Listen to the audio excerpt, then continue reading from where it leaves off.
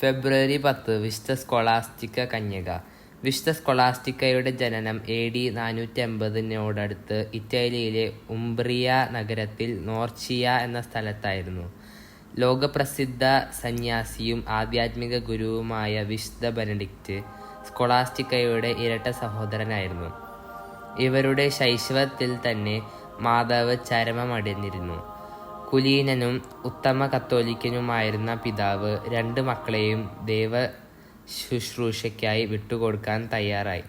ബാല്യം മുതൽ സുഹൃത ജീവിതത്തിൽ വളർന്നുവന്ന സ്കൊളാസ്റ്റിക്ക തൻ്റെ സ്വത്തും സൗന്ദര്യവും തനിക്ക് ലഭിക്കാനിരുന്ന ശോഭനമായ ഭാവിയും ഉപേക്ഷിച്ച് ദൈവസ്തുതിക്കും മഹത്വത്തിനും അനുയോജ്യമായ ഒരു ജീവിതം നയിക്കാൻ താൽപ്പര്യപ്പെട്ടു. അവൾ പിതാവിൻ്റെ സമ്മതത്തോടെ സുബിയോക്കോയിലെ ഒരു കന്യാമഠത്തിൽ പ്രവേശിച്ചു.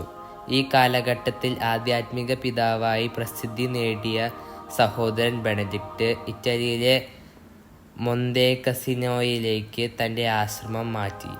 അതിനെ തുടർന്ന് കൂടുതൽ ആധ്യാത്മിക ശിക്ഷണത്തിനും ഉപദേശങ്ങൾക്കും സൗകര്യം കിട്ടാൻ വേണ്ടി മൊന്തേക്കസിനോയ്ക്ക് 8 കിലോമീറ്റർ അടുത്ത് പ്ലൊംബാറിയോളയിൽ സ്കൊളാസ്റ്റിക്ക ഒരു ആശ്രമം സ്ഥാപിച്ചു. വിശുദ്ധ ബെനഡിക്റ്റിൻ്റെ നിയമാവലി അനുസരിച്ച് അദ്ദേഹത്തിൻ്റെ മാർഗനിർദ്ദേശങ്ങൾ സ്വീകരിച്ച് അവിടെ സ്കൊളാസ്റ്റിക്ക മഠാധിപയായി ജോലി ചെയ്തു. 8-ാം നൂറ്റാണ്ടിൽ മൊന്തേക്കസിനോയിൽ ആശ്രമാധിപനായിരുന്ന ബർത്താദിയൂസിൻ്റെ സാക്ഷ്യമനുസരിച്ച് സ്കൊളാസ്റ്റിക്ക അനേകം സ്ത്രീകളെ സുഹൃത ജീവിതത്തിലേക്ക് കൊണ്ടുവന്നിരുന്നു. ആണ്ടിലൊരിക്കൽ വലിയ നോമ്പിന് മുമ്പ് സ്കൊളാസ്റ്റിക്ക സഹോദരനെ കണ്ട് ആധ്യാത്മിക കാര്യങ്ങൾ സംസാരിക്കുകയും ഉപദേശങ്ങൾ തേടുകയും പതിവായിരുന്നു. ആശ്രമത്തിൽ സ്ത്രീകൾക്ക് പ്രവേശനമില്ലായിരുന്നതിനാൽ അടുത്തുള്ള ഒരു വീട്ടിലായിരുന്നു സഹോദരങ്ങൾ ഒന്നിച്ച് കൂടി സംസാരിക്കുകയും ദൈവസ്തുതികൾ ആലപിക്കുകയും ചെയ്തിരുന്നത്. അവരുടെ അവസാനത്തെ കൂടിക്കാഴ്ച സന്ധ്യ വരെ നീണ്ടുപോയി.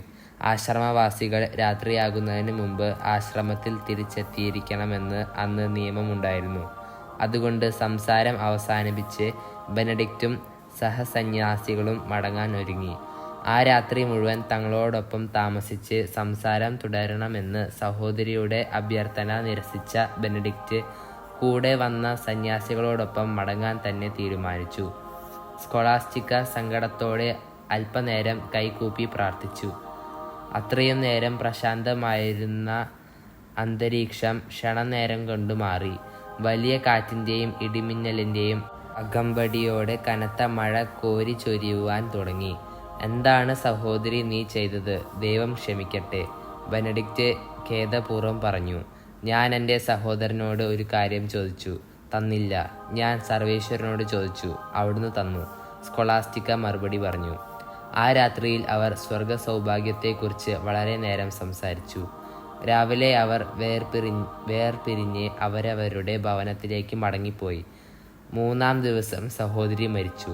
സഹോദരൻ ബെനഡിക്റ്റ് ധ്യാനത്തിലിരിക്കുമ്പോൾ സ്വസഹോദരിയുടെ ആത്മാവ് ഒരു പ്രാവിൻ്റെ രൂപത്തിൽ സ്വർഗത്തിലേക്ക് പ്രവേശിക്കുന്നതായി അദ്ദേഹം കണ്ടു. സഹോദരിയുടെ മരണവിവരം ബെനഡിക്റ്റ് സഹോദര സന്യാസികളെ അറിയിച്ചു. അവർ പോയി സ്കൊളാസ്റ്റിക്കയുടെ പൂജ്യ ശരീരം കൊണ്ടുവന്ന് സഹോദരന് വേണ്ടി തയ്യാറാക്കിയിരിക്കുന്ന കല്ലറയിൽ സംസ്കരിക്കുകയും ചെയ്തു. സഹോദര സ്നേഹത്തിൻ്റെ ഉദാത്തമായ മാതൃകയാണ് ഇവിടെ പൂർണ്ണമായത്. ഈ ഇരട്ടകൾ ബെനഡിക്റ്റൈൻ സഭയുടെ 2 ശാഖകൾക്ക് തങ്ങളുടെ ജീവിതത്തിൽ തുടക്കം കുറിച്ചു. കഴിഞ്ഞ 14 നൂറ്റാണ്ടുകളായി നിലനിൽക്കുന്ന ഈ സഭ ഏതാണ്ട് 5000-ഓളം വിശുദ്ധരെ സഭയ്ക്കും ലോകത്തിനും നൽകിയിട്ടുണ്ട്. കൊടുങ്കാറ്റും പേമാരിയും ഉണ്ടാക്കുമ്പോൾ വിശുദ്ധ സ്കൊളാസ്റ്റിക്കയുടെ മാധ്യസ്ഥം വിശ്വാസികൾ അപേക്ഷിക്കാറുണ്ട്. വിചിന്തനം: ദൈവം തന്നെ സ്നേഹിക്കുന്നവരുടെ ബാലിശമായ ആഗ്രഹങ്ങൾ പോലും സാധിച്ചു കൊടുക്കാറുണ്ടെന്ന് ഈ വിശുദ്ധയുടെ ജീവചരിത്രം സാക്ഷ്യപ്പെടുത്തുന്നു. ദൈവത്തിൽ വിശ്വസിച്ചുകൊണ്ട് നമുക്ക് പ്രാർത്ഥനയിൽ ശരണം വയ്ക്കാം.